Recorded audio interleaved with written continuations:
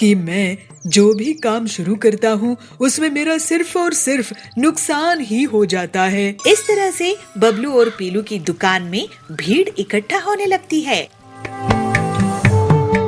मूंगा गांव के जंगल में बबलू अपनी पत्नी पीलू के साथ रहता था। बबलू बहुत ही नेक दिल ईमानदार कबूतर था। बबलू एक बार बेकरी की दुकान खोलता है तो गांव के लोग उसे उधार में केक, ब्रेड वगैरह ले जाते थे और फिर उसको कभी भी पैसे वापस नहीं करते थे। इस वजह से उसे बेकरी बंद करनी पड़ गई। ऐसे ही एक दिन बबलू परेशान बैठा था, तब पीलू उसके पास आके बोलती है, क्या हुआ जी, आप परेशान क्यों हैं? तुम तो जानती ही हो ना पीलू कि मैं जो भी काम शुरू करता हूँ उसमें मेरा सिर्फ और सिर्फ नुकसान ही हो जाता है। मैं तो ये समझ ही नहीं पा रहा हूँ कि मेरा इतना नुकसान आखिर क्यों होता है। आपको नुकसान इसलिए होता है क्योंकि आप जरूरत से ज्यादा सीधे साधे हो। इन गांव वालों ने आपका बहुत फायदा उठाया है। आप उधार में चीजें देते गए, लेकिन ऐसा आगे से चलता रहा तो हमारे पास खाने के लिए भी पैसा नहीं बचेगा। तुम सही कह रही हो पीलू। मैं अब एक आखिरी बार कोई काम शुरू करके देखता हूँ। अगर अच्छे से चला तो ठीक है, नहीं तो शहर जाकर कोई नौकरी ढूंढ लूंगा। हम यही कुछ काम कर लेंगे, मगर आप उधार किसी को नहीं देना, ये सोचकर ही काम शुरू करो। ठीक है, एक आखिरी बार मैं कोशिश करता हूँ। कुछ दिनों बाद बबलू पीलू से कहता है, पीलू, मैं बाजार घूमकर देख रहा था कि कहाँ किसकी दुकान है किसकी नहीं है। मैंने देखा कि हमारे गांव में सब्जी की दुकान तो है ही नहीं। गांव वाले पड़ोस के गांव से सब्जियां खरीद रहे थे, इसलिए मैं सोच रहा हूँ कि मैं सब्जी की दुकान लगाऊंगा। ये तो सच में बहुत अच्छी आइडिया है। अब मैं अपनी आखिरी जमा पूंजी लगा रहा हूँ, इसको मैं बर्बाद होने नहीं दूंगा। फिर जल्द ही बबलू अपनी सब्जी की दुकान खोल लेता है। बबलू के बहुत बार कहने के बाद भी बहुत से गांव वाले अभी भी उससे बिना पैसे दिए सब्जी ले जाया करते थे। एक दिन पीलू भी उसकी दुकान में इसीलिए बैठती है कि लोग बिना पैसे दिए सब्जी नहीं ले जा पाए। एक दिन डॉक्टर बबली उनकी दुकान में आती है। पीलू, बबलू, तुम्हारी दुकान में सलाद का वेजिटेबल्स है क्या? डॉक्टर मैडम, ये लीजिए सलाद के वेजिटेबल्स, ये बहुत ही स्वादिष्ट है, लेकिन थोड़े महंगे हैं। मैं इन वेजिटेबल्स की सलाद खाती हूँ। ये स्वादिष्ट तो होते ही है, लेकिन फायदेमंद भी बहुत होते हैं। और रही बात कीमत की, तो हेल्थ इज वेल्थ। अभी मौसम बदलने वाला है और ये आने वाली गर्मी के मौसम में गर्मी से बचाएगा। मुझे ये 5 किलो दे दो। डॉक्टर बबली की जाने के बाद पीलू बबलू से कहती है, सुनिए जी, डॉक्टर मैडम क्या कह रही थी? सुना ना आपने कि इस साल बहुत गर्मी होने वाली है और गर्मी से बचने के लिए वेज सलाद फायदेमंद होगा।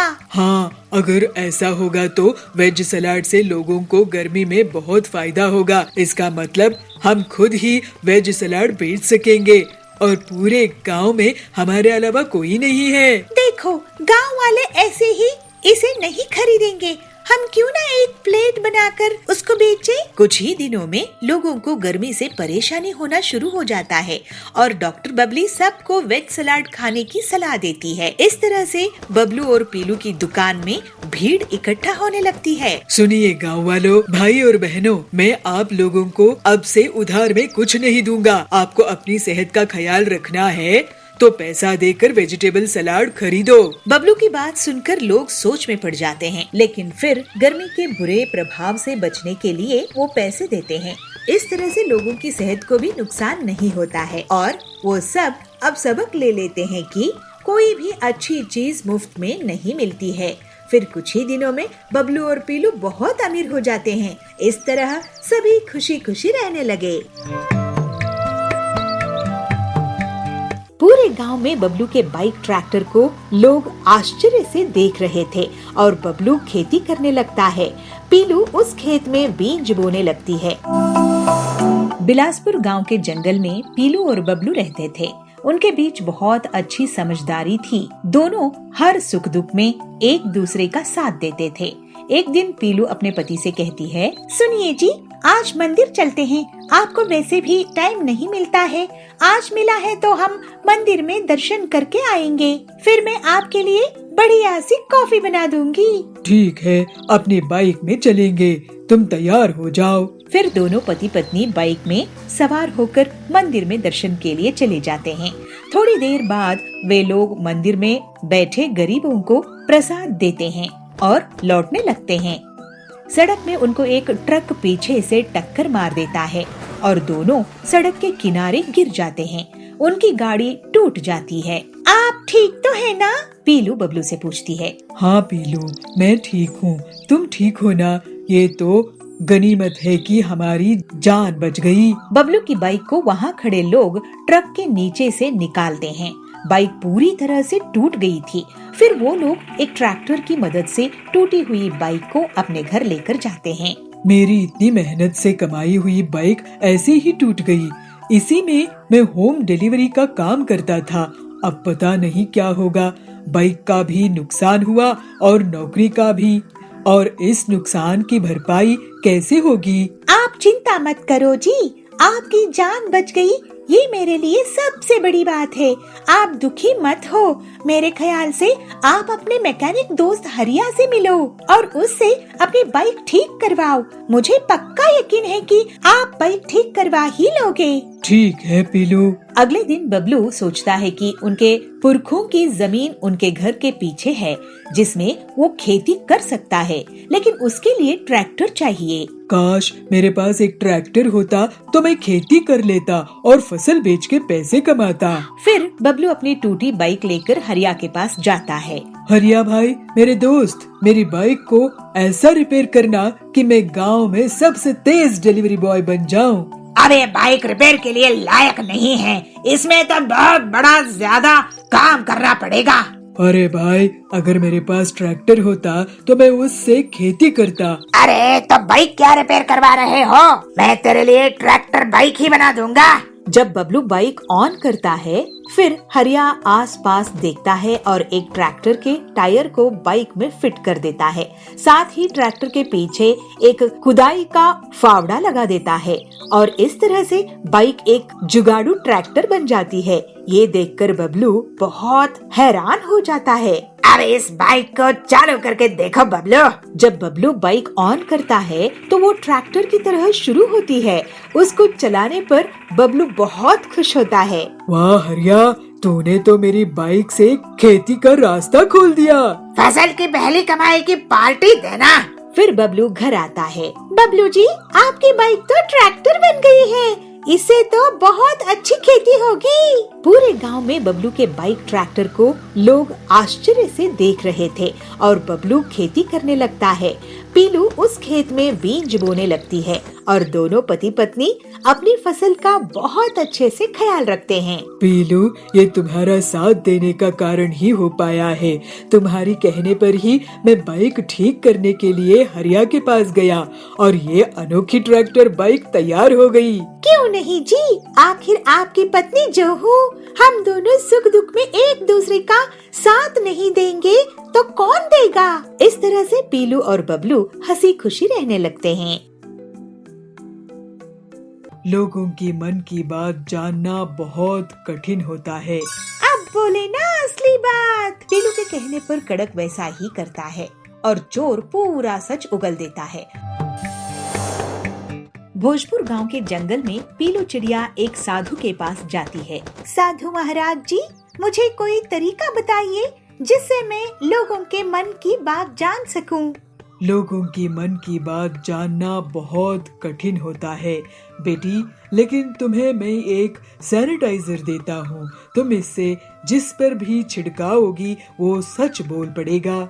अभी टीचर्स डे आने वाला है, मैं इससे बच्चों के मन की बात जान सकूंगी और उन्हें एक बेहतर स्टूडेंट बना दूंगी। ठीक है बेटी।